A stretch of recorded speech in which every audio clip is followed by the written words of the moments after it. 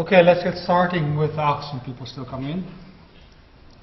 But let's get starting with our last session.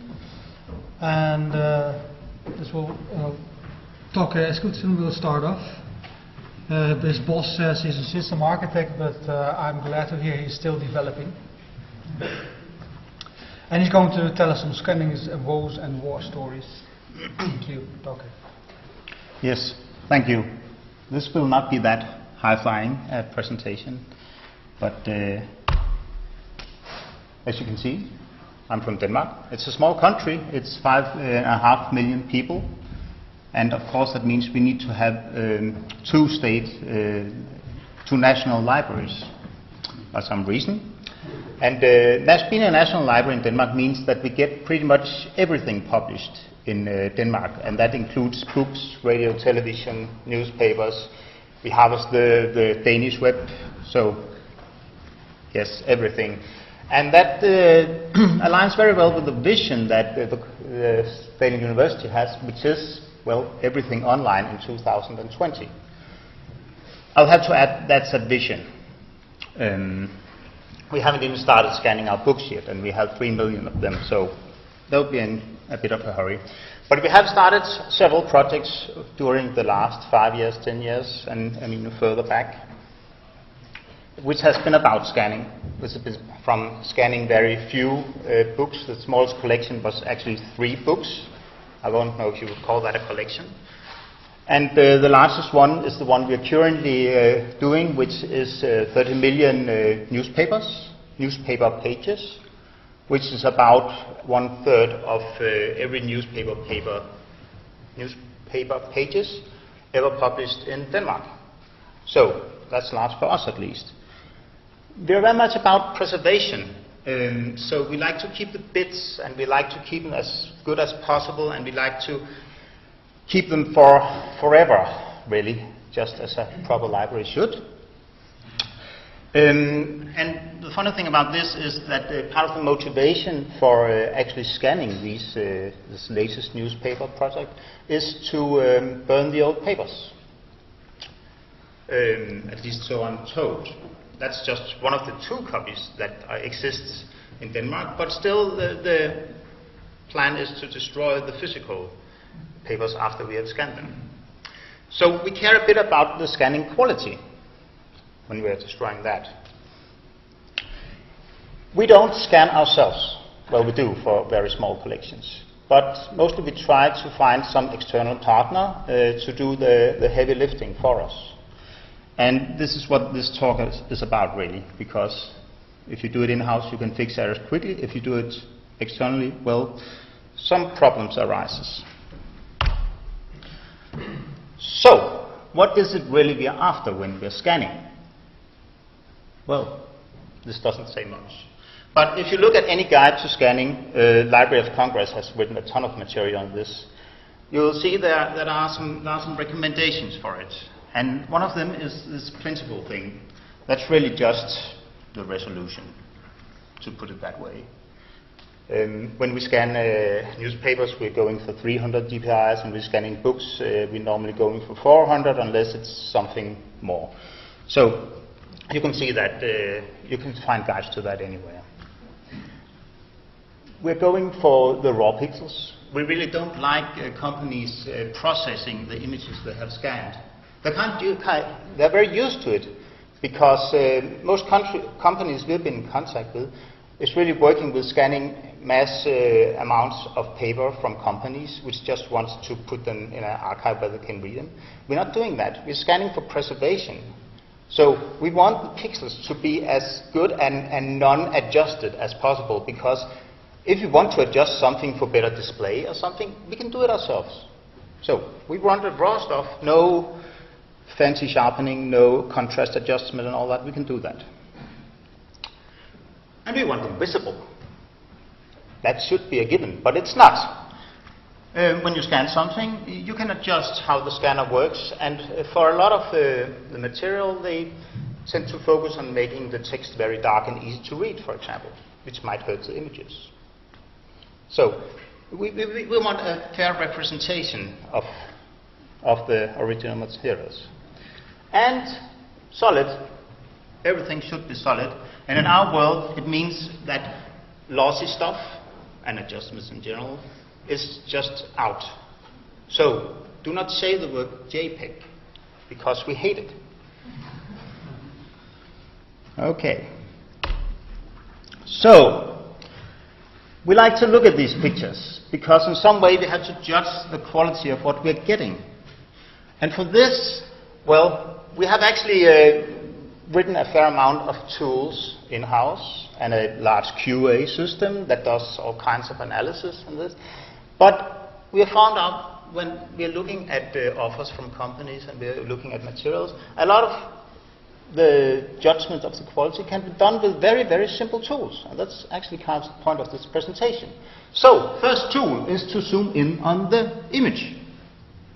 That should be simple. Except it's not. If you do it in a normal image viewer, it will be fuzzy, blurry thingy, because it tries to make it look pleasant to your eyes. And what you want to do is to zoom in an image editor or something that doesn't perform some interpolation. So you really want to look at the pixels, not at some, well, fuzzy pixels. That one simple tool. Another tool that we use is a histogram. That's just a simple analysis that says, well, what are the intensities of the pixels in the image for grayscale? So on the left we have all the absolute black, and on the right we have the absolute white, and then we have the distributions of the pixels in between. Every image editor has this tool built in, so it's very simple. Actually, the scan we're looking at has a very nice histogram. So we can see it has something dark, that's probably the image and the text, and it has a huge spike, which is the white, which is in this case is slightly gray, but that's okay, we can always adjust. So let's call that our reference histogram.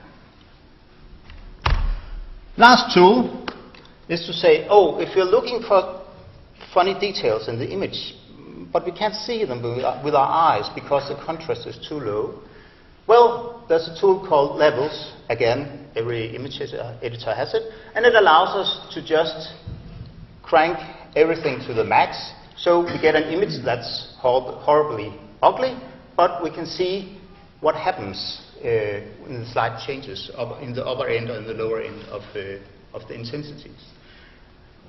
You could actually, for this scan, see, if you look right to the right of the T at the bottom, you can actually see some of the letters who are split through from the other side of the page, or the opposite page, I really don't know from the scan. And this becomes visible when we, in this way, mistreat the image to show us the subtle hints. Those are all the tools. Okay, so a year or two back, we wanted to scan some newspapers.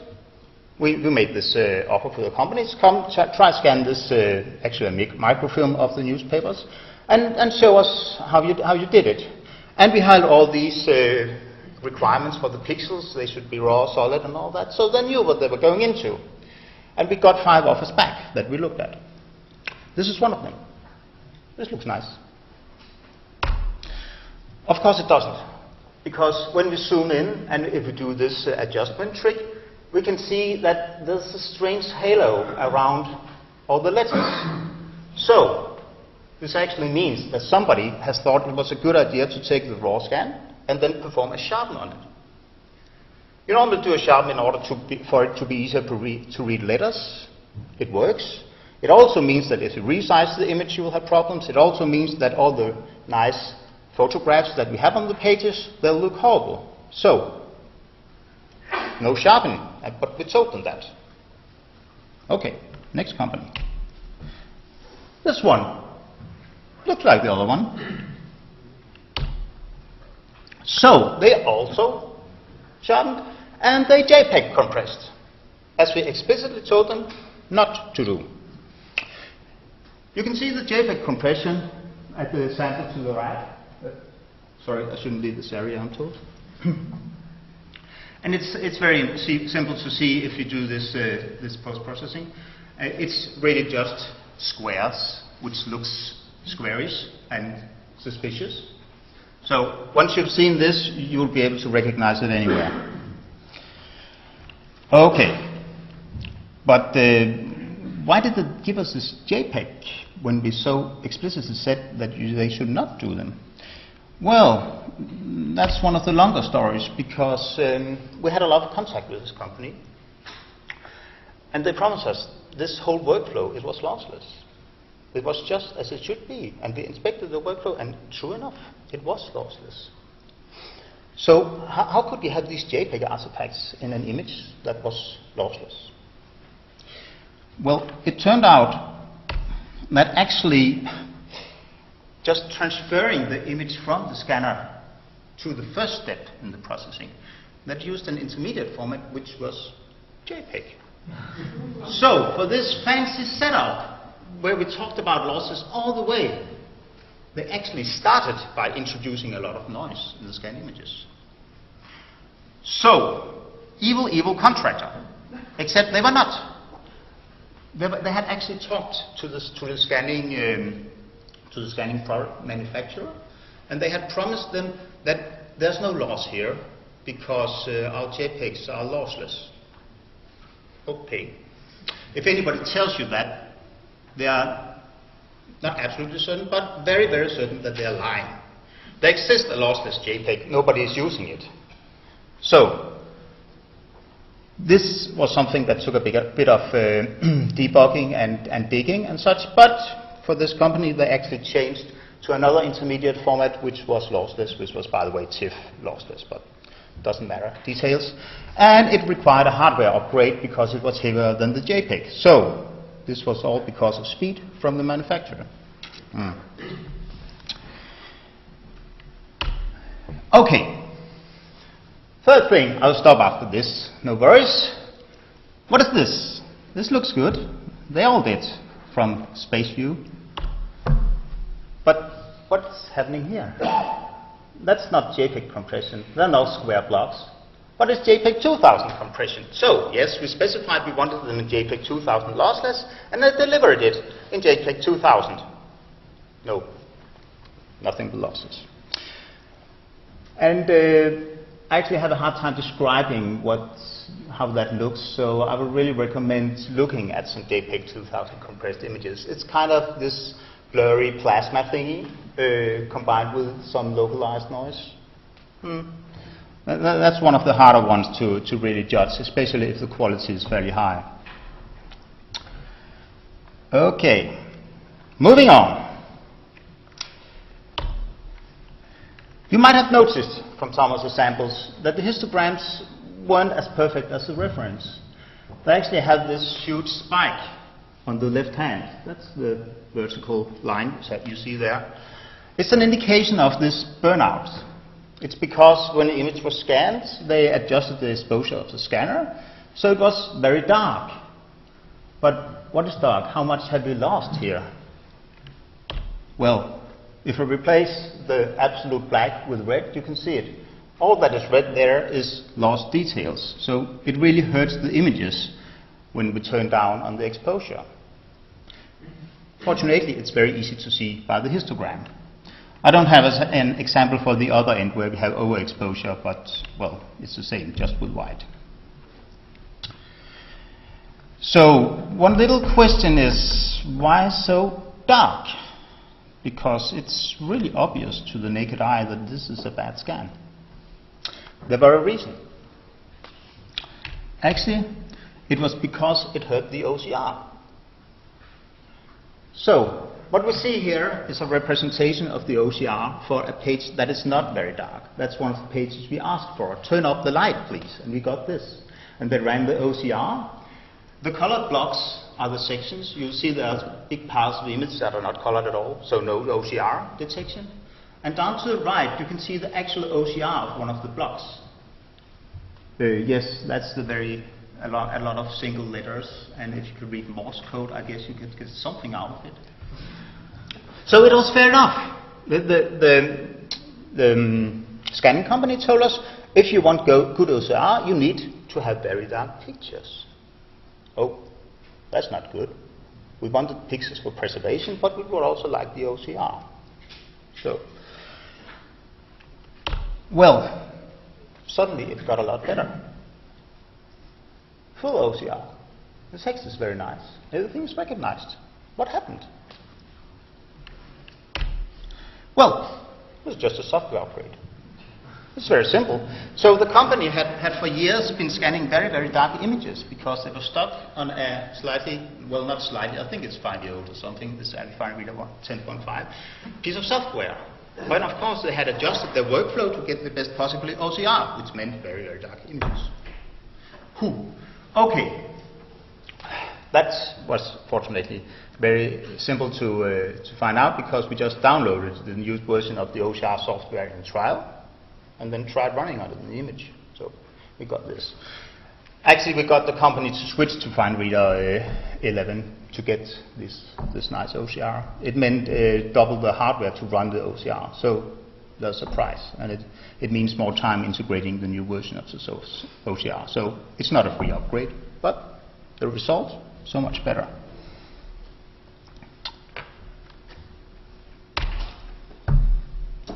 So, what did they actually do to get these very dark images? Well, we found out. Because the original scans were the one on the left.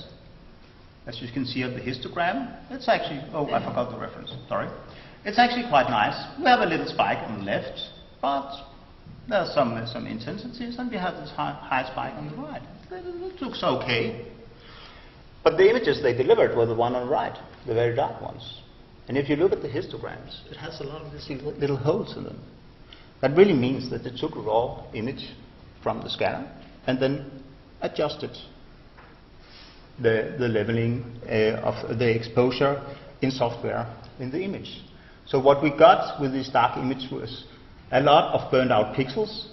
That's the high spike on the left, and a lot of little holes, which means less fidelity in the grayscale areas.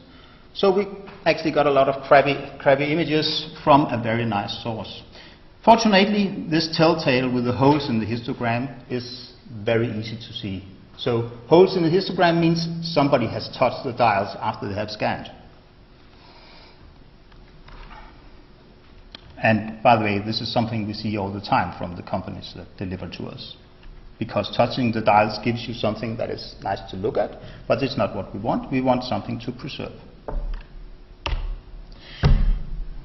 This little KBAT, these holes in the histograms, are not that visible when you combine it with JPEG compression, so you have to look at more of localized spikes in the histogram. So a lot of little spikes here, it also means this has been post-processed and JPEG compressed probably.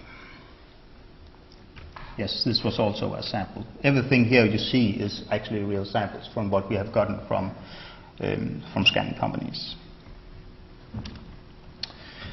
So, next one. This tricked us for a long time. We zoomed in on the images and we applied this contrast thing, and we got something like this. These are two different scans from a microfilm. And I hope you can see them as well as I can, that there are these horizontal lines. Can anybody see them? Yes, somebody can. I'm glad, because sometimes it can be a hard sell going and saying, this is obvious that there's a problem with this image. Well, we actually went back to the scanner manufacturer and asked about this, because how can they have this? Turns out, these scanners for microfilms, they are something like 6,000 DPIs natively down at the very little area where they scan the microfilm, and it's hard to make in such a small scale. So what do? Well, they put two sensors on them. Oops, now we have two things scanning. So that means that we have two sensors that can get out of alignment. So we actually went down and said, okay, you need to calibrate your scanner. Yes, we had to do that, and this was with a third party. But fortunately, they were very nice people and said, okay, fine, you help us with our scanner. So it's not a problem. And what you see on the left was the original one, and what you see on the right is a more randomized noise instead of these very visible lines. I'll have to say that here be dragons, because fiddling with the firmware of the scanner is really something that we as a company shouldn't do, and something that you really should beware of, because you can destroy a lot of things, or at least make it hard to get back to the good stuff. It's only some scanners that does this two sensor thing. So other scanners doesn't have this problem, and I don't know which. Okay, last one. This is good. A little test. What's wrong with this? Yeah, you can't see it there. You're not supposed to. We're zooming in a lot. 3 letters. So, somebody with a keen eye, what is happening here? No? More help? Well, we can see that the contrast is way high, but that's not really the problem with this. So, let's try applying a grid to this. So, again, every image editing software worth anything can show a grid on top of the pixels. We make a very, very tiny grid. It's 2 by 2 pixels. Okay? So how does it look now? If you look very carefully, you will see that each of these superpixels, 2 times 2 pixels, are actually fairly uniform and not the same as their neighbor. So this image was actually upscaled. This was a supposedly 400 dpi scan, stored uncompressed. It takes a lot of megabytes. And we asked for it, and we got this, which is a 200 dpi scan, upscaled horizontally and vertically. Means it takes 4 times as much space with exactly the same information as the small one. We didn't like that. So we complained. And they swore to the mother's grave they did not upscale. Okay, but can't you see this? We argued. No, we can't see this. Actually, we spent quite a lot of time looking at monitors and zooming in and out. Okay, fair enough. We got a third party involved, giving them the scans and says, are these upscaled? And they looked and said, no, we can't really say that. So it might not be really 400 dpi, but this is industrial standard. This is what you can expect. Okay, so we went back, we got the scans and drank a beer, and I didn't, but the other one did, and forgot about the case.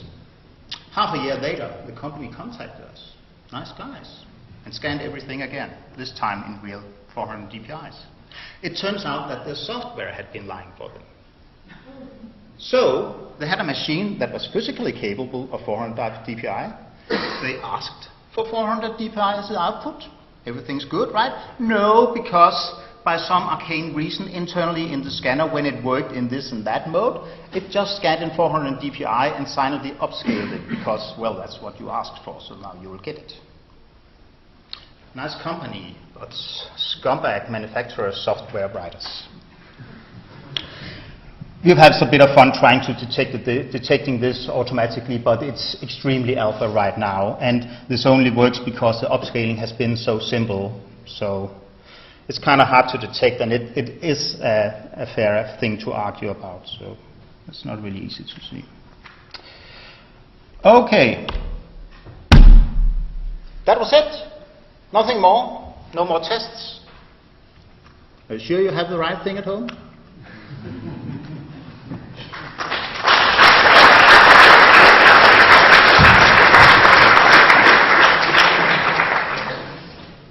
Thank you, Toke, for this impressive investigation on scanning methods. Anyone has any questions?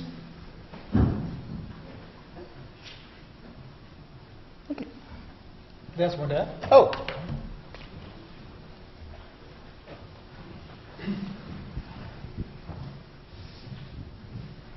Thank you for that. I guess that my question is whether this kind of activity is the kind of activity that we should be outsourcing. I mean, it seems clear that the requirements here go way beyond what industry is used to providing. And it seems that you won't be the only library that wants to scan to this level of quality. Is it something that as a sector, as a group we should be tackling almost in-house rather than outsourcing? What are the benefits of outsourcing it? Well, I would say that if we had knew the problems with the industry having another standard than we expected, then we might have chosen another way of doing it, at least with our large project. But it is my hope that as small libraries go out to the private companies and says we really want the high quality stuff, not just the fast and cheap stuff. Well, then there's a need for the market to fill. So that's a capitalist argument. Another way of saying it is, I know that the Royal Library in Copenhagen, in Denmark, are scanning in-house. They're just not scanning at the large scale, so it's more easier for them to do it. I think the Swedes are also scanning in-house. There's a lot of people from Sweden here. No. And I think Norway choose external, so I don't know.